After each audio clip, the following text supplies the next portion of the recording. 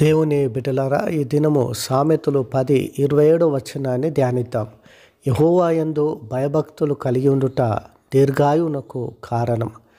దేవునికి మహిమ కలుగును గాక. దేవుని బిడ్డలారా, వాక్యంలో మనం చూస్తూ ఉన్నాం.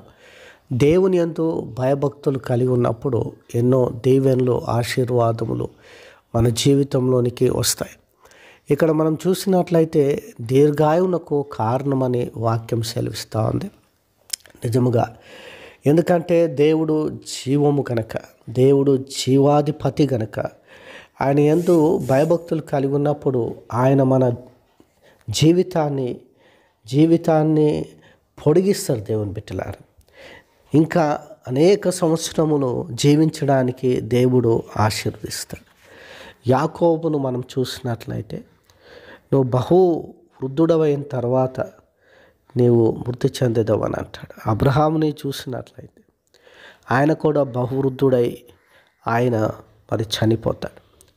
నిజముగా దేవుని యందు వారు ఎంతో భయము, భక్తి కలిగి దేవునితో నడిచిన వారు కనుక వారు వృద్ధాప్యములో కూడా వారు దేవుని బిడ్డలారా వారు బలము పొంది వారు జీవించినట్టుగా మనం చూస్తూ ఉన్నాం.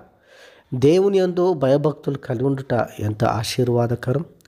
జ్ఞానమునకు మూలము అని వాక్యం సెలవిస్తూ ఉంది. ఇంకా అనేక విషయాలు రాయబడి ఉన్నాయి. కాబట్టి నువ్వు అందరం కూడా దేవుని యందు భయభక్తులు కలిగి జీవించాలి. దేవుని భయము, భక్తి పోతే దేవుని బిడ్డలారా నిజముగా మన జీవితంలో జీవము ఏమాత్రం కూడా ఉండదు. కాబట్టి దేవుని యందు భయభక్తులు కలిగి జీవించడానికి, దీర్ఘాయుష్మంతులు అవ్వడానికి దేవుడు ఆశీర్వదించునుగాక. ఆమేన్.